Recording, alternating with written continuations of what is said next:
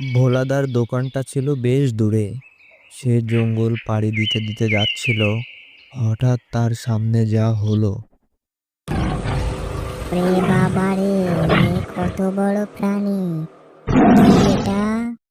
ওরে বাবা, আমার তো ভীষণ ভয় লাগছে। এটা আমি কি দেখলাম? আচ্ছা, এসব দিকে খেয়াল করলে আমার পিঠে খাওয়া হবে না।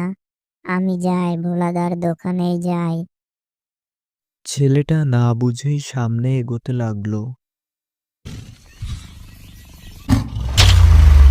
বাঁচাও, আমাকে বাঁচাও, বাঁচাও! বাঘটি ছেলেটাকে মেরেই ফেললো। বনে নিয়ে যাচ্ছে, এখন বাঘটি ওকে খেয়ে ফেলবে। ভোলাদার দোকানটা ছিল বেশ দূরে। সে জঙ্গল পাড়ি দিতে দিতে